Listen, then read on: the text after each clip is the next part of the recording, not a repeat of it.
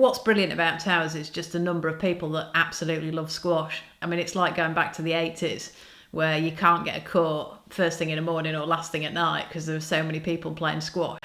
And, when I walk into Towers, it's got that same buzz about it. It's a proper club and people love the game.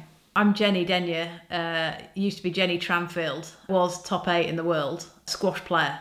And at the same time, I did a PhD in sports psychology. People come to me to ask me about the mental side of the game. Mummy? Yep. What does getting in the zone actually mean in squash? Well, it means that you're in a place where you play better than you've ever played before. And you're massively focused. You're not thinking very much about where you're hitting the ball, but you seem to be winning lots of points. And you feel like you could beat anybody in the world when you're in the zone. Even the number one? Even the number one. Mummy? Yep. When you're in a match, how do you stay focused, especially when the referee gives you a bad decision? What you mean? How do you not start screaming and shouting at the referee? When your chimp takes over. Yeah, or banging your racket against the wall. Yeah.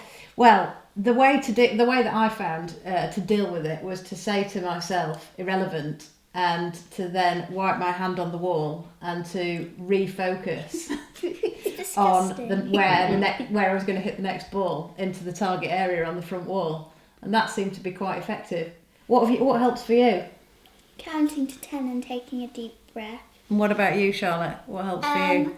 I think calm down. Otherwise, you're not gonna be able to carry on. You're just gonna have all of your emotions taking over. I also like to name my chimp. My chimp's called Freak Out Fred. And how many times has Freak Out Fred taken over? Quite a few.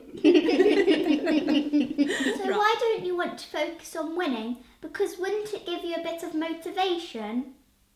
Yeah, that's what most people think, Charlotte. And most people go on to win a game. But the problem with only focusing on winning is that if your opponent plays brilliantly and you start losing, how do you think you might feel?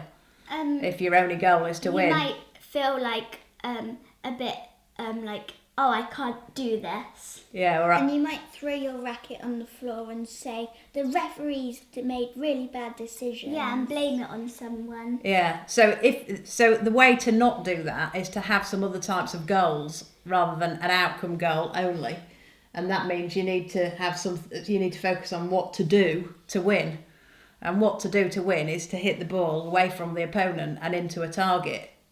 So you need to set they're called process goals. So you mean in a match I want to hit 5 drop shots? Yeah, so that'd be a great target. Mummy? Yeah. Were you ever scared of losing? Yeah, of course I was. I think every professional athlete's scared that they're going to lose, and that's half of what motivates them to go on and win.